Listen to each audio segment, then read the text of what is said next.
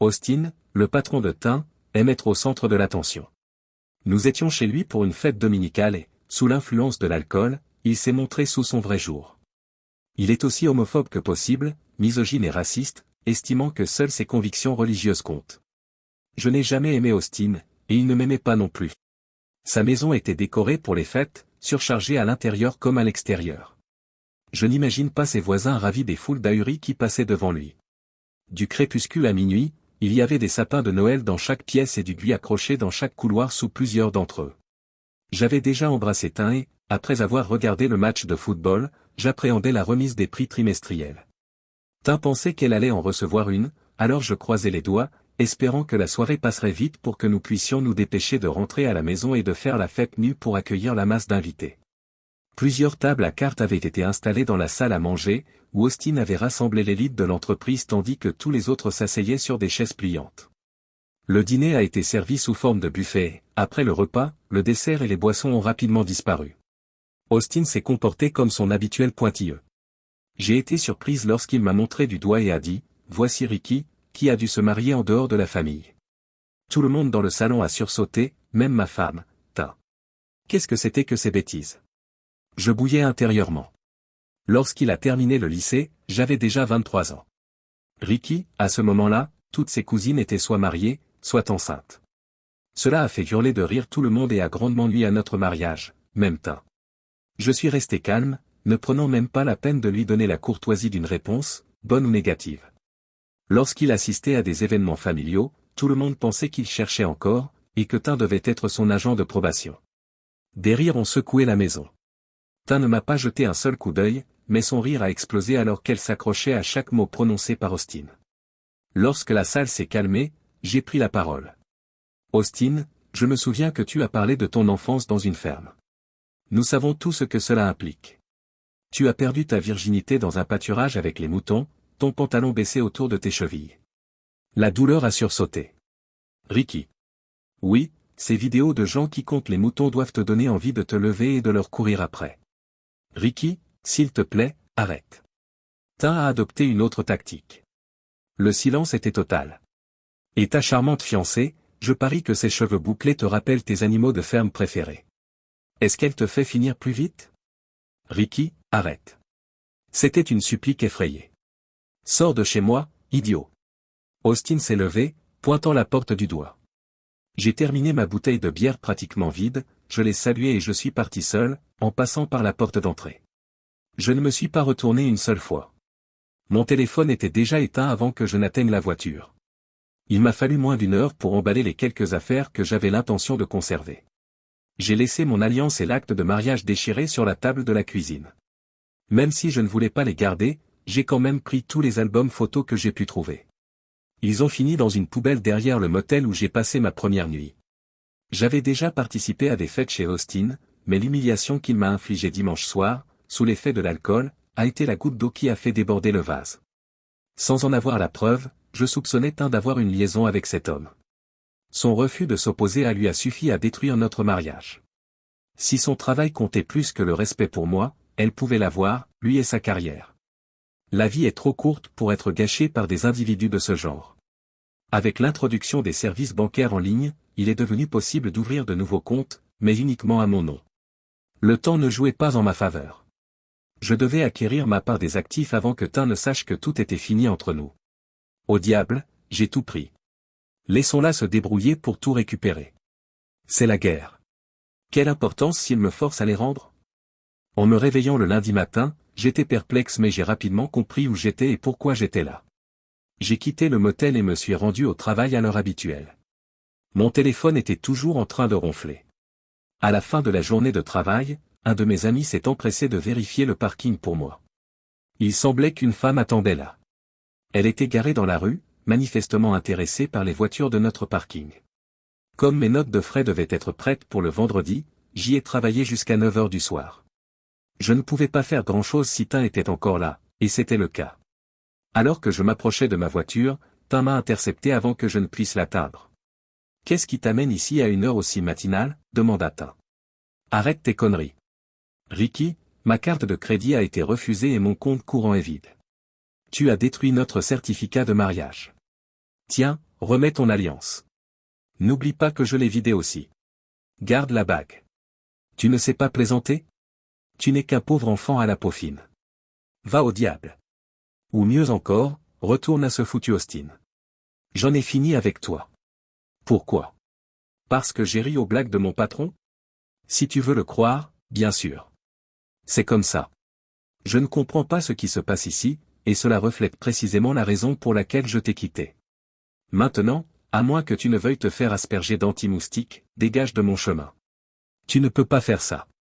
Elle ne peut pas, mais moi je peux. Tin recule jusqu'à sa voiture. Qu'est-ce qui ne va pas chez toi? M'a-t-elle crié quand je me suis arrêté à côté d'elle. Qu'est-ce qui ne va pas chez moi? J'ai eu une femme qui a décidé de rire de moi, pas avec moi. Si j'avais une femme qui m'aimait, elle se serait levée et aurait crié, va au diable, Austin.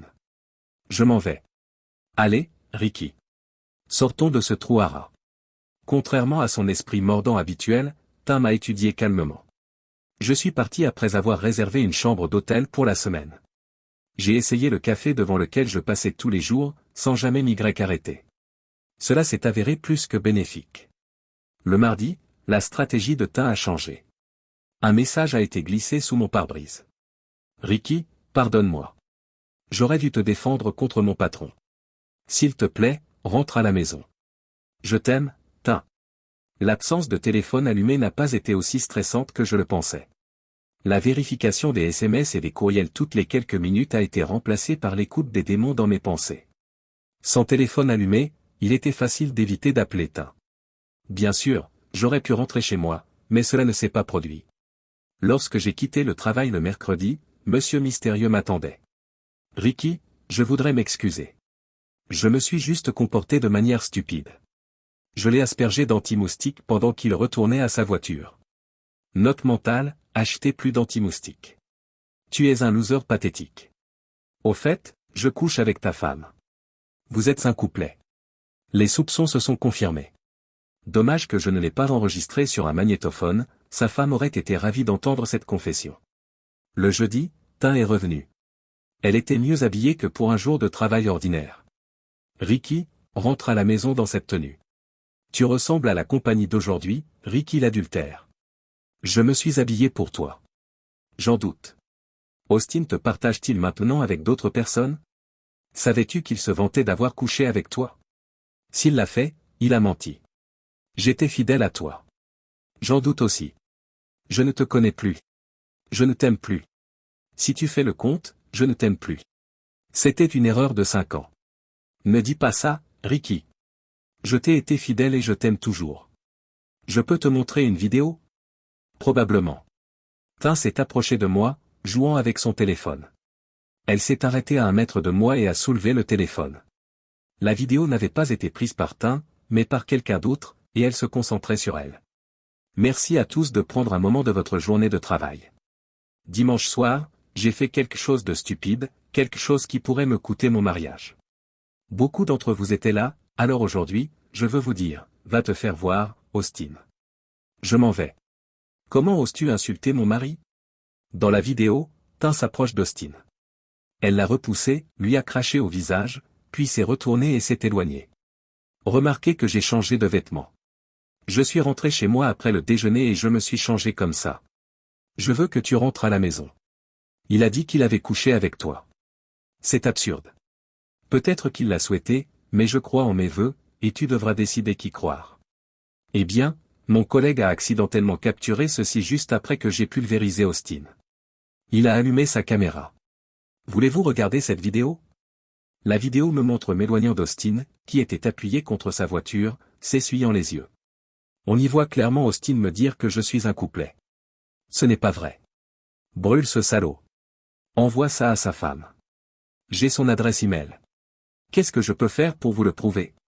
Demandez des preuves à n'importe qui. Il n'y en aura pas. Je suis prêt à passer au détecteur de mensonges. Quand est-ce que c'est censé s'être passé? Aide-moi, Ricky. Je ne veux pas te perdre à cause d'une fausse accusation. Je sais que je te dois beaucoup pour mon comportement dimanche soir, mais il n'y a jamais eu d'infidélité de ma part. Même si je ne voulais pas y penser, j'étais curieuse de savoir pourquoi il avait choisi de m'humilier. C'est ce que tu fais quand tu es seul? Te moquer de moi. Tin a repoussé ses larmes. Je n'étais pas avec lui. Je ne sais pas pourquoi il te dérangeait. Tin étouffait ses sanglots. Une partie de moi voulait la prendre dans ses bras. Je l'aimais assez pour l'épouser. Et si ce salaud voulait simplement se venger de la fois où je l'avais mis dans l'embarras? Ces émotions contrastaient avec les idées que je m'attendais à entendre de sa part. J'ai encore besoin de temps, Tin. J'ai payé une semaine à mon hôtel. Laisse-moi un peu d'espace. Les larmes coulent sur les joues de Tin. S'il te plaît, rentre à la maison. Ricky, je t'aime. Peux-tu encore déclarer que tu m'aimes? Je t'aime, Tin.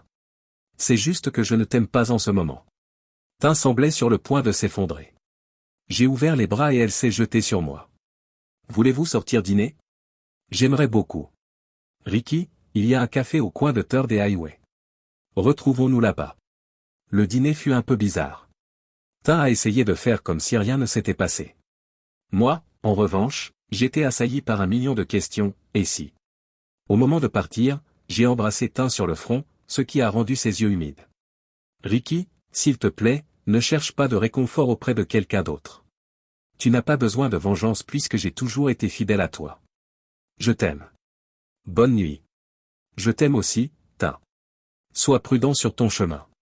De retour dans ma chambre, j'ai transmis la vidéo où Austin affirme que je suis un couplet à Tin, en lui demandant de l'envoyer à la femme d'Austin. Sans surprise, Monsieur Jerk m'attendait après le travail le vendredi. Austin ne s'est pas rendu compte que la sécurité avait été alertée et qu'il était garé près de ma voiture. Alors que j'entrais dans le parking, Austin s'est approché de moi en criant « Espèce de salaud, je dois te tuer ». Heureusement, Austin s'est contenté de m'envoyer du gaz poivré. Alors que j'essuyais mes larmes, il m'a donné un coup de pied dans l'aine. Heureusement, le coup n'était pas viol, mais je suis quand même tombé. Il a encore donné un bon coup avant que 2 agents de sécurité ne l'attrapent. La police a été convoquée et il a été accusé non seulement d'agression, mais aussi d'avoir menacé de me tuer. Les agents ont tout enregistré sur vidéo. Tin a écrit de nombreux messages me suppliant de lui pardonner, mais j'avais encore besoin de temps. Cet horrible spray au poivre était incroyablement irritant, et j'ai fini par jeter mes vêtements dans la benne à ordures située à l'arrière du motel. J'étais contente d'être vendredi soir, car les seuls vêtements que j'avais et qui n'étaient pas adaptés au travail étaient sales, et je ne voulais pas rentrer chez moi et m'occuper de Tin. Le lundi matin, j'ai quitté le motel avec l'intention de rentrer chez moi. Cependant, après le travail, 2 hommes m'attendaient. Monsieur Williams, pourriez-vous nous accorder une minute? Je n'ai pas compris ce qu'ils ont dit, alors je me suis tourné vers eux. Qui êtes-vous et pourquoi devrais-je vous parler? Le plus petit, et je pense le plus âgé, a dit, je m'appelle Eric Brody. Je remplace temporairement Austin. Voici James Sanger. Il fait partie du service juridique de notre entreprise.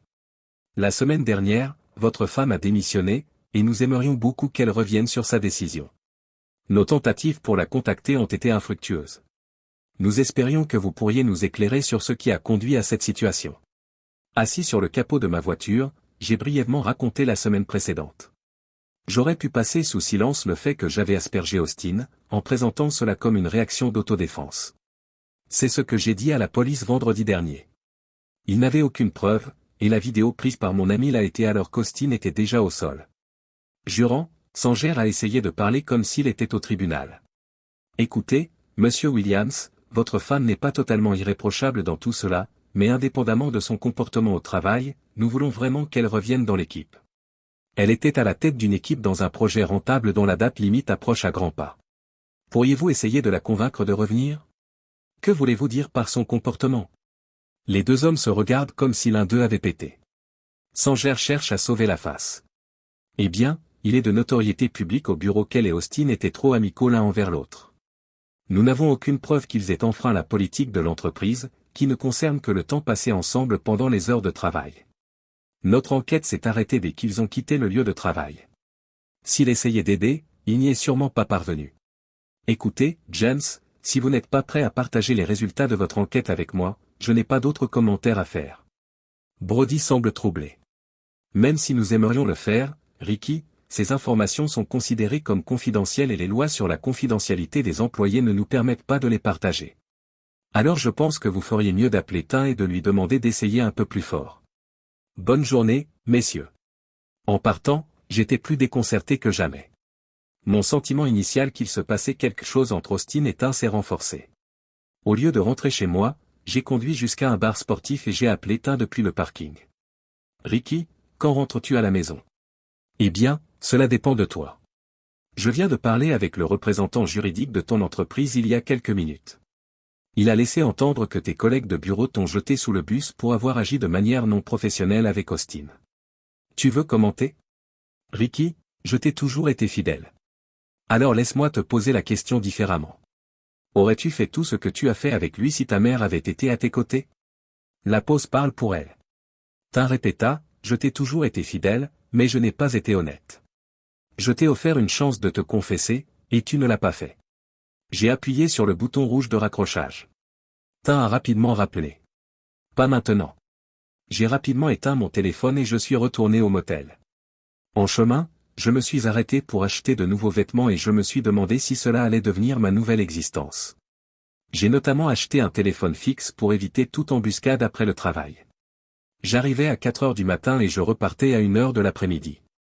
Mon directeur en était satisfait et m'a même proposé de travailler à distance quelques jours par semaine. Ceux qui avaient besoin de me contacter avaient désormais mon numéro de téléphone. Je passais mes nuits à m'apitoyer sur mon sort et à vider mes boîtes aux lettres, mes courriels et mes messages vocaux. Oui, il semblait que Tin était blessée, mais elle n'avait manifestement pas été totalement honnête avec moi. Le temps passé loin de Tin a été terrible. Elle avait l'air sérieuse en déclarant qu'elle ne m'avait pas trompé, mais quelque chose se préparait. Tôt ou tard, je devrais lui parler. Vers 1 heure de l'après-midi, alors que je quittais le travail, on m'a appelé à la réception.